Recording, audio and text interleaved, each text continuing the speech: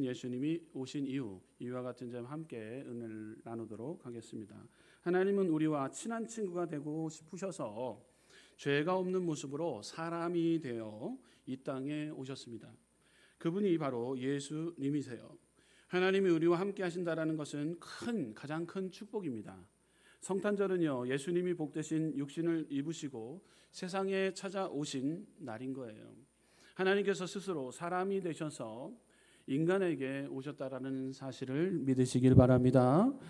우리와 함께 하시기 위해 예수님은 우리 가운데 찾아와 주셨다라는 거예요. 예수님 이름 안에는 두 가지의 의미가 있습니다. 예수, 바로 구원자, 죄에서 백성을 구원할 자라는 의미가 예수님이라는 뜻 안에 있고요. 또 예수, 그 안에는 임마누엘이라는 뜻이 담겨져 있어요.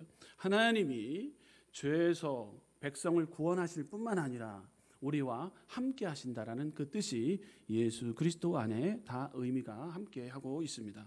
빌립보서 2장 6절에서 8절 말씀 보게 되면 그는 근본 하나님의 본체시나 하나님과 동등됨을 취할 것으로 여기지 아니하시고 오히려 자기를 비어 종의 형체를 가지사 사람들과 같이 되셨고 사람의 모양으로 나타나사 자기를 낮추시고 죽기까지 복종하셨으니 곧 십자가에 죽으심이라. 아멘. 예수님은 우리의 임마누엘 되십니다. 임마누엘 되신 예수님께서 이 땅에 오신 이유가 뭘까요? 첫째, 임마누엘 되신 예수님이 오신 이유는요, 죄인을 구원하기 위해 오셨습니다. 우리 선포합시다. 죄인을 구원하시기 위해 오셨습니다. 아멘. 누가복음 19장 10절 인자가 온 것은 잃어버린 자를 찾아 구원하려 함이니라. 할렐루야. 잃어버린 자를 찾아 구원하려 함이라. 예수 그리스도는요, 우리를 죄에서 구원해내기 위해 우리와 함께하기를 원하시는 분이에요. 모든 사람은요, 죄 가운데 태어나며 그 죄로 인해 하나님과 분리되어 영원한 사망 형벌을 받은 운명에 처해 있습니다. 하지만 하나님께서 우리를 버려두지 않으시고 독생자 예수님을 이 땅에 보내주셔서 우리의 죄를 대신 지시고 십자가에서 죽으시고 구원의 길을 열어 보여주셨다는 사실입니다. 인간은 누구나 죄 가운데 태어났으며 이로 인해 하나님과 단절된 상태에 놓이게 되었습니다. 성경은요, 우리의 죄된 본성과 그 결과에 대해 분명히 말씀하고 있습니다. 예수 그리스도를 통해 구원의 필요성을 강조하고 있는 말씀이 바로 성경인 거예요.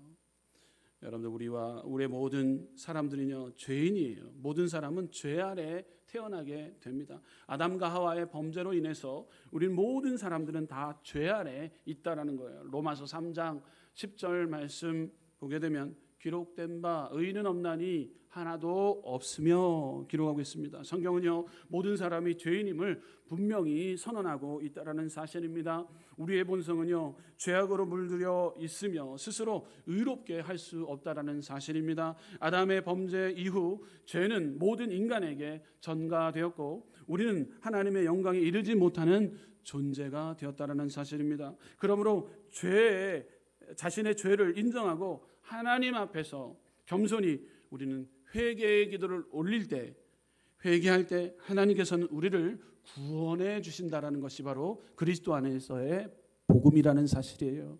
저와 여러분 회개할 때 하나님께서는 우리를 건져 주십니다. 믿으면 아멘 합시다. 모든 사람은 죄 아래 있기 때문에 여러분, 우리는 회개가 중요한 거예요.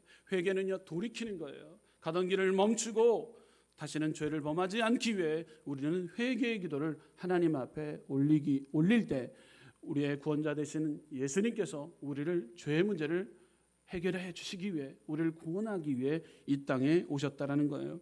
죄의 결과는 사망이기 때문에 그래요. 로마서 6장 23절 말씀 보게 되면 죄의 싹은 사망이요 하나님의 은사는 그리스도 예수 우리 주 안에 있는 영생이니라. 아멘. 죄의 결과는요, 영원한 사망이에요. 즉 하나님과의 영원한 분리라는 거예요. 죄는 인간의 영혼을 파괴하고 하나님의 심판을 초래한다라는 사실입니다. 그러나 하나님께서는요, 우리의 사망에 내버려 두지 않으시고 예수 그리스도를 통해 구원의 길을 열어주셨다라는 사실입니다. 그러므로 우리는 예수님 안에서 주어진 생명의 은혜를 붙들고 매일의 삶에서 죄를 멀리해야 되는 것이죠. 이 땅에 오신 예수님을 통해 구원의 길을 우리는 허락받게 되는 것이에요.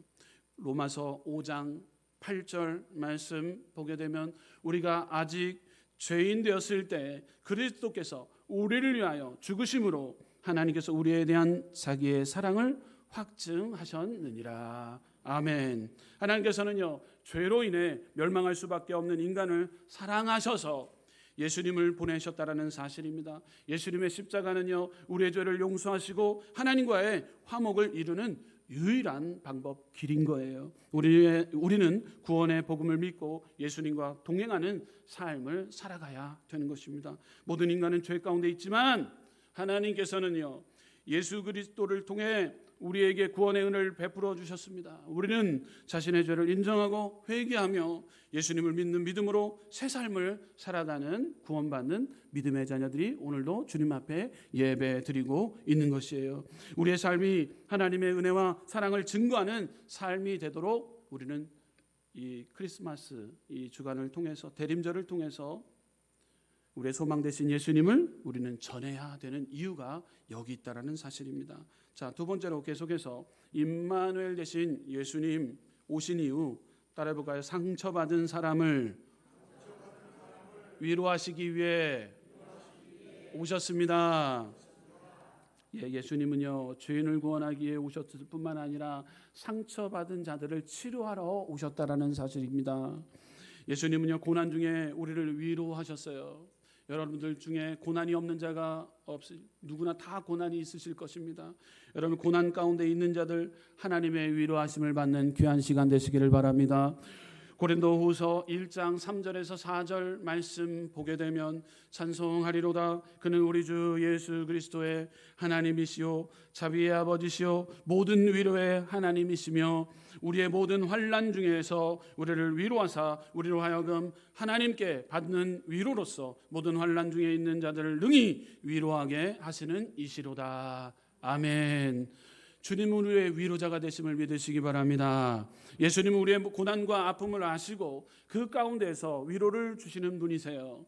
우리가 겪는 고난을 통해 하나님께서 우리에게 주시는 위로는요, 우리가 다른 사람에게도 위로를 전할 수 있는 능력이 우리에게 임한다라는 사실입니다. 우리는 주님의 형상을 닮아간다고 고백하게 됩니다.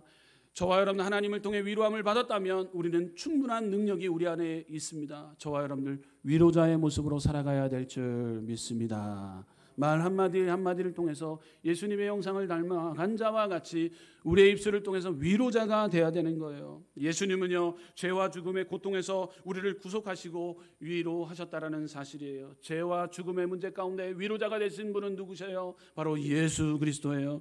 이사야서 53장 3절에서 5절 말씀, 그는 멸시를 받아 사람들에게 버림을 받았으며 간고를 많이 겪었으며 질고를 아는 자라 마치 사람들이 그에게 얼굴을 가리는 것 같이 멸시를 당하였고 우리도 그를 귀히 여기지 아니하였도다. 그는 실로 우리를 질고를 지고 우리의 슬픔을 당하였거늘 우리는 생각하기를 그는 징벌을 받아 하나님께 맞으며 고난을 당한다 하였노라. 그가 찔림은 우리의 허물 때문이요 그가 상함은 우리의 죄악 때문이라. 그가 징계를 받음으로 우리가 평화를 누리고 그가 채찍에 맞음으로 나음을 받았도다. 아멘.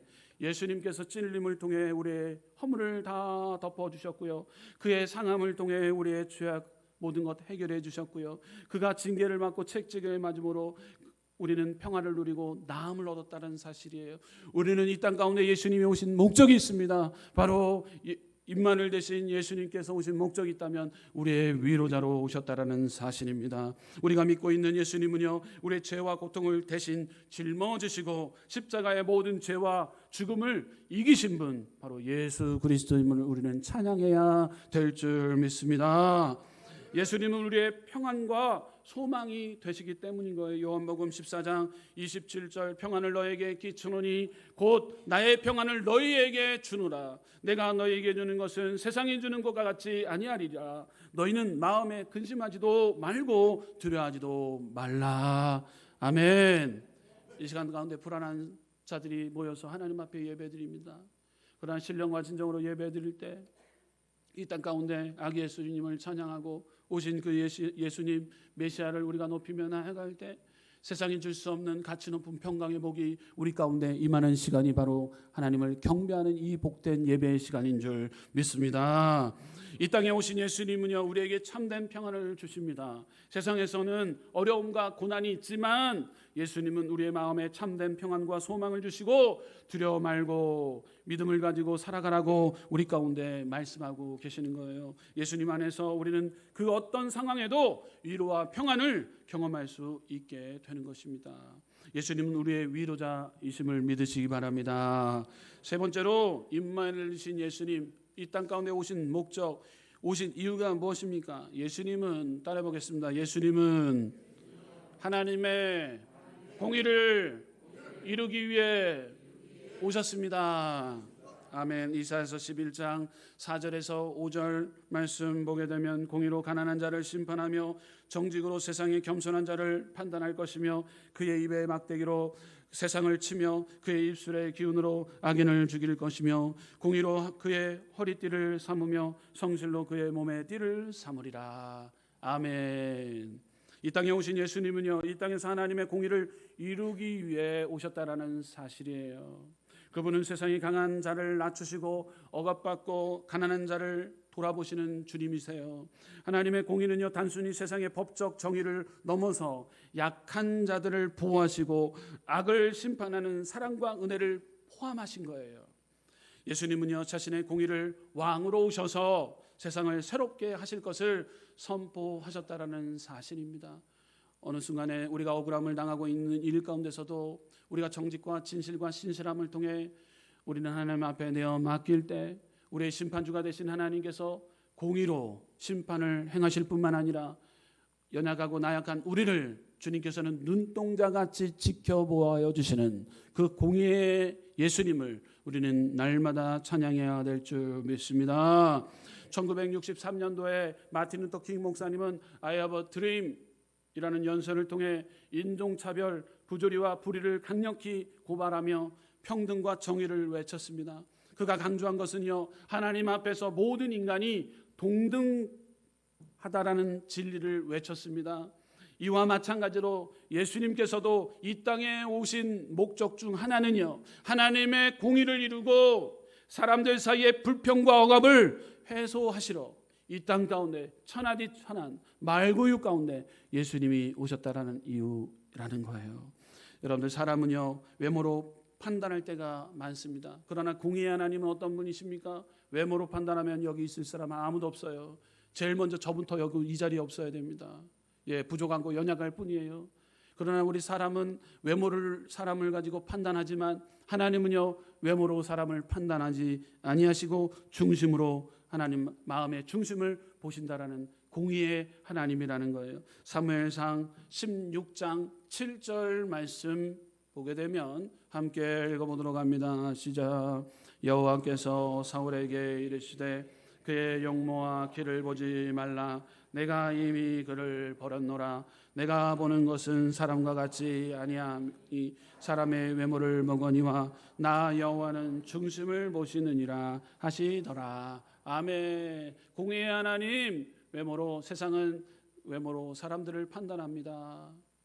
그렇지만 하나님은요 공의의 하나님, 마음의 중심을 보시는 그분이 바로 이 땅 가운데 이곳 가운데 오셨다라는 거예요. 그렇기 때문에 우리는 하나님 통해서 예수 그리스도 이 땅 가운데 평등을 말하는 거예요. 평등을 말하는 거예요. 예수님께서 이 땅의 사람들을 외모로 지위로 판단하지 않으셨다라는 사실입니다. 유대인들 사이에 천대받던 사마리아 여인에게 다가가 대화를 나누시고 로마 백부장 고넬료와 천한 어부 베드로가 함께 예배를 드릴 수 있도록 만드셨다는 사실입니다. 예수님의 가르침과 행하심은요, 하나님의 공의가 어떤 것인지 보여줬다는 사실입니다. 중심을 보시는 예수님은요, 모든 사람을 동등하게 대하셨고 이를 통해 하나님의 공의를 세상에 드러내신 메시아, 그분이 바로 예수 그리스도임을 우리는 신뢰해야 됩니다. 예수님은 사람을 외모로 판단하지 않으셨다는 사실, 이것이 바로 진리라는 거예요. 예수님은 마음의 중심을 보고 계시다라는 거예요. 예수님의 공의는요, 약한 자들을 높이고 교만한 자를 낮추시는 분이세요. 누가복음 1장 52절에서 53절 말씀 함께 읽어보도록 합니다. 누가복음 1장 52절에서 53절 말씀 함께 읽겠습니다. 시작.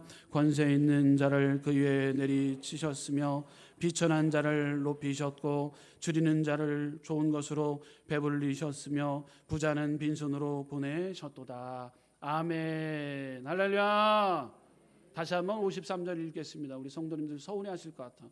53절 함께 읽어보도록 합니다. 눈을 크게 뜨시고 지극히 뜨지 마시고 함께 읽어봅니다. 시작. 줄이는 자를 좋은 것으로 배불리셨으며 부자는 빈손으로 보내셨도다.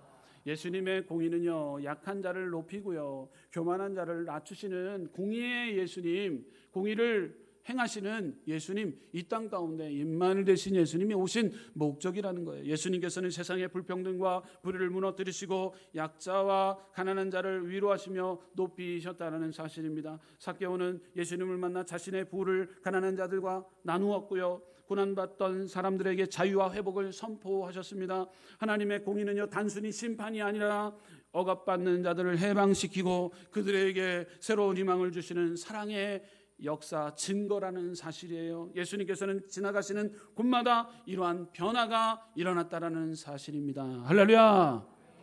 우리는 성탄절을 기뻐하는 이유, 예수님께서 하나님의 공의를 완전하게 이루셨기 때문에 우리가 만백성 엎드려 절하세 굽혀 경배하세, 우리가 예수님을 찬양해야 될 이유가 바로 여기 있다라는 사실을 오늘도 우리가 여전히 성탄절을 통해서, 세상 사람들은 크리스마스 선물을 받기 위해서, 프로포즈를 받기 위해서 산타가 우상인 양 그리고 세속의물이 백화점을 통해서 얻으려고 하는 세속의물이 넘실대고 있을 때, 우리는 진정으로 이 땅 가운데 아기 예수께서 탄생하신 이유는 공의를 행하시는 그분을 우리가 마음껏 찬양해야 될 그 시기가 있다면 대림절, 성탄절임을 우리는 찬양해야 된다라는 거예요. 할렐루야. 자, 그렇다면 우리가 성탄절 기뻐해야 될 이유, 예수님께서 하나님의 공의를 완전하게 이루셨기 때문인 거예요. 자, 네 번째로 마지막입니다. 임마누엘 되신 예수님이 오신 목적이 있습니다. 네 번째, 예수님은 평안을 전하러 오셨습니다. 따라 보겠습니다. 예수님은 평안을 전하러 오셨습니다. 아멘. 이사야서 9장 6절 말씀 보게 되면, 이는 한 아기가 우리에게 낳고 한 아들을 우리에게 주신 바 되었는데 그의 어깨에는 정사를 메었고 그의 이름은 기묘자라 모사라 전능하신 하나님이라 영존하시는 아버지라 평강의 왕이라 할 것임이니라. 아멘. 예수님이 오시기 전 600여 년 전에 이사야 선지자를 통해 예언의 말씀이 이사야서 말씀을 통해서 예언되었는데, 이분은 바로 평강의 왕으로 오셨다라는 거예요. 할렐루야. 이 땅에는 수많은 갈등과 혼란이 있습니다. 사람들은 평안을 원하지만 참된 평안을 찾지 못하고 있습니다. 예수님께서는요, 이 땅에 하나님의 평안을 전하기 위해 오셨다라는 거예요. 지금 윤석열 정권이 지금 무너지고 있습니다. 무너졌습니다. 왜 그가 무너졌습니까? 하나님의 방법이 아닌 세상의 방법, 무속의 신앙, 이 방식, 잘못된 종교관에 빠져서 사람을 의지하다 보니까 그러한 일들이 발생하게 됩니다. 한 나라의 지도자로서 겸손히 하나님의 뜻을 구해야 되고, 다시 오실 예수님 그분의 뜻을 구해야 됨에도 불구하고 사람을 쫓아다니다 보니까 잘못된 사람들의 만남을 통해서 이렇게 지금 심각한 위기의 상황까지 오게 된 것입니다. 여러분들 불안함의 문제를 어떻게 해소합니까? 신년이 되고 연말 연초가 되게 되면 사주 카페에 그렇게 많이 간다고 합니다. 왜 많은 자들이 왜 인터넷을 통해서 사주 카페 또 인터넷을 통해서 자기 앞날에 대해서 궁금해합니까? 앞날에 대한 불안함 때문에 그래요. 그러나 이 땅 가운데 아기 예수 탄생한 이유는 우리 저와 여러분들에게 평안을 끼치러 오셨다라는 사실을 여러분 믿어 의심치 않고 주님 앞에 찬양할 때 진정한 위로자 되시고 여러분들의 평안함을 앞날까지도 예비해 주시고 진정한 평안의 왕이 여러분들의 주인이 되실 줄 믿으시기 바랍니다. 로마서 5장 1절 말씀 보게 되면 로마서 5장 1절 말씀 함께 읽어보도록 합니다. 시작. 그러므로 우리가 믿음으로 의롭다 하심을 받았으니 우리 주 예수 그리스도로 말미암아 하나님과 화평을 누리자. 아멘. 왜 사울왕이 사무엘 상하를 통해서 불안함을 계속해서 호소합니까? 인간의 방법, 인간의 뜻으로 자기 만족으로 살다 보니까 불안함이 오게 됩니다. 그러다 보니까 주위 사람들 다 처단합니다. 죽이고 또 죽입니다. 자기 아들까지도 죽이려고 합니다. 다윗을 죽이려고 쫓아다닙니다. 여러분, 하나님의 주권의 섭리를 무너뜨렸던 사울은요, 말로가 불안함으로 인해서 비참한 죽음을 맞이하게 되지만, 여러분, 하나님의 주권적인 섭리를 인정했던 다윗은요, 하나님께서 그를 높이는 것을 보게 됩니다. 저 여러분, 어떤 것으로 인해 불안함으로 또 염려로 가득 사로잡혀 있습니까? 따라 보겠습니다. 하나님의 주권적인 섭리를 인정하겠습니다. 하나님의 주권적인 섭리를 인정해야 되는 거예요. 사울이 그 고난당하고 비참한 죽음 가운데서도 죽음을 당하고 그런 과정 가운데서도 다윗은 원수잖아요. 원수임에도 불구하고 사울의 죽음에 대해서 애도하고 아파하는 것, 이것이 하나님의 주권적인 섭리를 인정하는 자예요. 할렐루야. 하나님이 살아 계심을 우리는 찬양한다고 하면서도 저 사람과는 다음번엔 절대 거래하지 않을 거야. 원수지간으로 평생 살아가는 사람들이 있어요. 그것은 하나님의 주권적인 섭리를 어기는 행동이에요. 여러분, 일가 친척 가운데 거래하지 않고 관계를 단절한 채 평생을 왼수로 살아가는 사람들 많습니다. 그러나 여러분들 불안과 염려가 왜 오게 됩니까? 왜 자리 잡게 됩니까? 여러분의 진정한 왕이 바로 우리 예수 그리스도가 돼야 되는데 진정한 왕이 내 자신이었기 때문에 그런 거예요. 내 만족으로 살지 못하게 되면 시험 든다고 얘기합니다. 내 만족으로 살지 못하게 되면 교회를 떠나간다고 합니다. 내 만족에 불만이 오게 되고요. 원망과 불평이 가득 차게 됩니다. 그러게 되면 하나님의 생각은 온데간데 없고요. 인간의 방법이 나를 지배하기 시작해요. 사람의 말을 듣기 시작합니다. 그러게 되면 모든 것이 영안의 눈이 막혀지게 돼요. 막혀지게 되면은요, 갈 수가 없어요. 하나님의 역사가 일어나지 않아요. 더 이상의 하나님의 은혜가 임하지 않아요. 할렐루야! 그럴 때 여러분들 다시 한번 이 성탄절을 통해서 하나님 앞에 찬양해야 될 것이 있습니다. 아기 예수 탄생을 통해서 이 땅 가운데 오신 목적이 뭘까? 평안을 끼치러 오셨는데 내 안에 진정한 평안이 있을까? 있는 건가? 여러분, 불안함과 염려와 초조로 인해 사로잡혀 있다면, 밤잠을 설치고 있다면 하나님의 뜻 가운데 살기를 원합니다. 회개하고 우리의 모든 죄악을 다 도맡아 주신 예수님께 맡기고 공의를 행하시는 하나님께 이 원수까지도 맡겨야 되는 거예요. 맡겨야 되는 거예요. 그런데 하나님께서 다 역사하세요. 여러분들이 끙끙 앓고 있고 힘들어하고 괴로워하고 있는 문제까지도 하나님, 우리의 공의의 하나님께서는 모든 것 아무것도 염려하지 말고 모든 일에 기도와 간구로 너희 것 구할 것을 하나님께 아뢰라. 모든 지강에 뛰어나자 하나님께서 너의 마음과 생각을 지키시리라 말씀하고 있어요. 우리의 공의의 하나님이신 우리 하나님, 우리의 평안을 끼치러 오신 하나님, 평안을 잃어버렸다면 세상의 방법으로 풀려가지 마세요. 그러다 보니까 계속 열등감에 빠지고 남 잘 나가는 것 같고 남 승진하는 것 같고 남 부자 되는 것 같으니까 계속 거기에 사로잡혀서 세상의 방법으로 풀어나가려고 하다니까 그런 시궁텅이에 빠져라 구렁텅이에 빠져고 어떻게 헤어날지를 알지 못할 때 오늘 말씀을 통해서 우리의 평화의 왕으로 오신 진정한 예수 그리스도를 이 시간 가운데 만나는 우리 순복음은 성교회 성도님들 되시기를 주님 이름으로 축원드립니다. 한 나라의 지도자를 통해서 우리는 철저히 보게 되는데 성경에 어디서 보는가 봤더니만 사울 왕이 그랬다라는 거예요. 그러므로 우리는 다시 한번 회복해야 됩니다. 주권적인 섭리를, 하나님의 주권적인 섭리를 회복시켜야 됩니다. 내 마음의 자리에 자기 권리를 포기하고 내 권리를 주장하기보다도 하나님이 우리의 삶의 주인 되심을 인정하고 자기 권리 포기해요. 그리고 하나님의 주권을 섭리로 받아들인 거예요. 하나님의 이유가 있겠구나. 나에게 주어진 이 고난, 나에게 주어진 이 시련, 나에게 주어진 문제 가운데서도 하나님이 원하시는 뜻이 무엇인가? 그를 통해서도 도망자의 인생을 살고 있는 다윗에게 언젠가 하나님의 그 기름 부으심을 통해서 하나님의 놀라운 그 은총과 은혜가 다윗의 가문을 통해서도 임하게 됩니다. 사울의 가문은 점점 쇠약해지지만 다윗의 가문은요 점점 강해진다. 오늘 새벽에 배운 말씀이에요. 이 말씀을 우리는 적용해야 됩니다. 하나님의 주권적인 섭리. 할렐루야.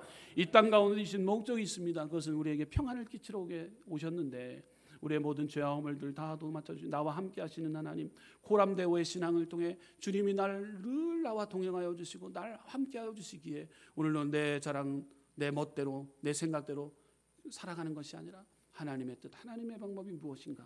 오늘도 두 손을 모으며 나아갈 때 진정한 세상이 줄 수 없는 가치 높은 평강의 복이 우리 가운데 따라와지게 될 줄 믿습니다.